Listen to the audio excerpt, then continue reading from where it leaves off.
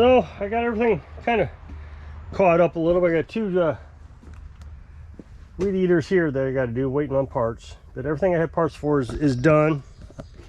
And this one here needed a pull rope, so I got the pull rope put on and tried to start it, wouldn't start.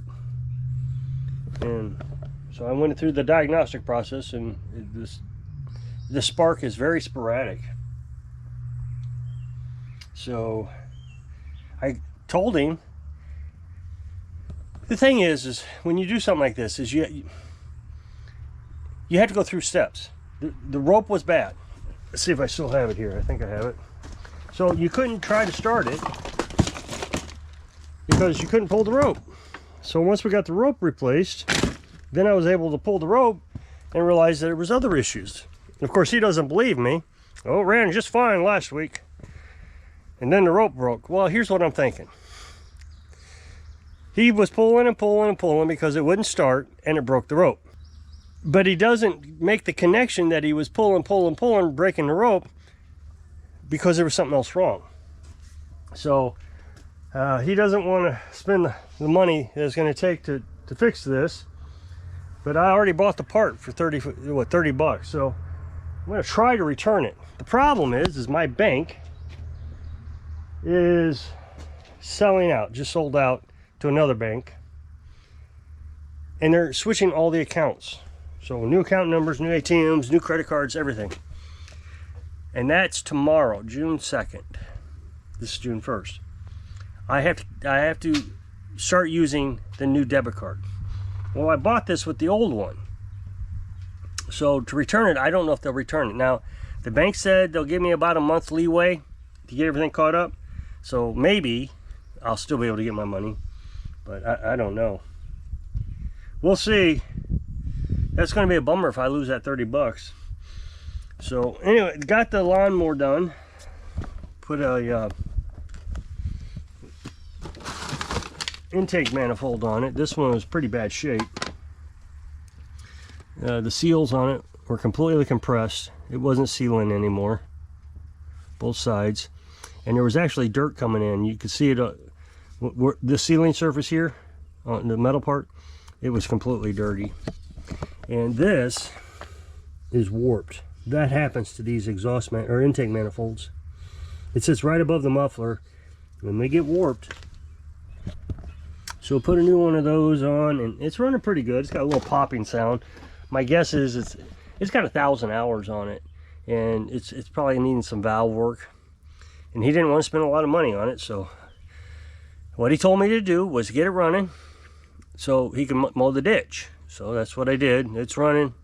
It wouldn't stay running before, so hopefully this will satisfy him. And then he wants that returned in about a half hour. So I already got that on the truck. It runs pretty good other than it popping. It's just unburned fuel hitting that muffler, and it pops a little. So, but I changed the oil. Got a mouse nest out of it. Yeah, let's see. New spark plugs, new fuel filter, and I, of course, washed it as best I could. Sometimes it's hard to get these things clean. And he said he bought this used, so you know it's not really worth a lot of money. So he got, like I said, over 1,000 hours. I think I said that. So hopefully he'll be happy. The little popping, it's no big deal. It's just annoying. It's still cutting, still got plenty of power. So I'll just tell him, you know, it's going to cost a lot of money to get everything fixed on it, like you know, to make it run new. If you can tolerate the popping. And the thing is once you get the mower on, it doesn't pop anymore because it's using more fuel to. It's got more power. You're needing more power, so it's using more fuel. So let's see what else is going on. Not a lot going on. I'm hoping we'll get some more customers here pretty soon. But like I said, I still got some more coming in. You know, I got these two I gotta get finished. And that's you know, that's pretty good money. And you know, the thing is somebody gave me a bunch of weed eaters down there, and no stills, a bunch of Hux Varnas, And the handle on this still was broke, so I was going to order one. It was going to be $30. Carolyn says, don't you have one down underneath there you can use? So I took a look, and sure enough, this one fit. I mean, it's not a still, it's Husqvarna, but it works. So I'll charge 10 bucks for that. That's an extra $10 for free. I didn't have to do a thing. So, I don't know. I try to keep the customers happy. Like this weed eater here. You know, I'm not going to charge him anything. I did all that work, bought the part. And I could tell he was frustrated. Worked just fine last week. So, you know, okay, well, I won't charge you. Okay, you can keep it. So, you know, I guess that's makes you happy. I don't know. I don't know what. The weed eater is 140 bucks. By the time we'd have gotten everything done, it had been over $100 with labor and parts, and so it just wouldn't be worth it. But I already bought the part, plus my labor time. He did owe me for that. So hopefully this works out where he can say, okay, well, he's not going to charge me. He's not trying to rip me off. He's not trying to make money off of me. So, I mean, I even told him he can come over, he can look at the spark tester and see that it's very sporadic. I mean, I could take it apart again. That's the thing, is I got to take the whole thing apart, everything I put on, got to take it all apart again just to get the ignition coil off so I can test it. You know, there's another hour's worth of work. And I did a real thorough job this time. When it didn't run, the neat thing about this is the piston is completely exposed. I've never seen anything like this. It's pretty interesting. So you can see the piston right there.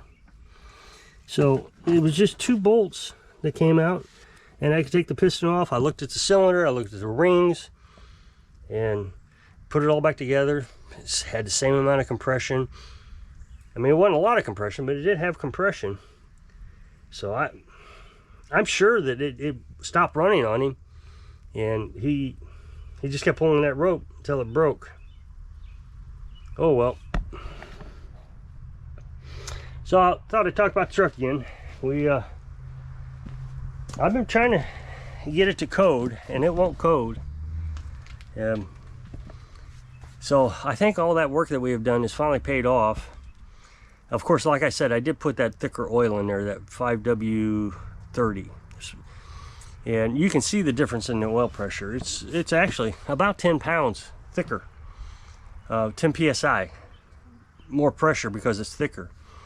Which is about where we needed to be anyway. So I guess that, you know, having too much oil pressure isn't as critical of a problem as having not enough. So I'm just so proud of fixing that truck, especially with the guys telling me, oh no, it's your transmission, and they were doing everything they could to convince me to spend thousands and thousands of dollars on this truck. It's your transmission. I wouldn't do a thing to it. Just let it die. So none of it made sense. I mean, yeah, I spent a little bit of money. I forget what it was. Let's just call it 180 bucks, I think. And I just don't see $180. Here's the thing: I haven't paid a car payment in how many years? I don't know. 10. Let's see, maybe 8 years. Haven't paid a car payment. I mean, when I bought it, we was paying payments on it. Big long story. I had to give my daughter a car, so I was paying payments on that car, and I gave her the car, and I paid it off. As soon as I got it paid off, I started saving money to pay this off. I had to buy this truck so I could give her the car. It was my car. So as soon as I got it, I started making huge payments. And I don't know, what was it? I might have been making double payments or triple payments. I don't know, $1,000 a month or something. I mean, I'm making huge payments on it. I think, no, what it was, I was making a payment every paycheck. I think I was doing $1,000 every paycheck, so that would have been, I guess, $2,000 a month, something like that. And we got it paid off within a year. Of course, we were going debt-free. I mean, that was the whole thing, was we were going debt-free. So I haven't paid a dime on it. So my thinking is if I spent $180 to fix it, even though I'm just kind of wasting money because I don't need to spend it on a new this or that, I was just checking to see if that's what the problem was. What was the payment? $300-400? I don't know. Let's say it was $300 or $400, and I only spent $180 out of the last 8 years. $180. I don't see how this is a huge. You know, you're just wasting money. I'm not wasting money. I'm saving money.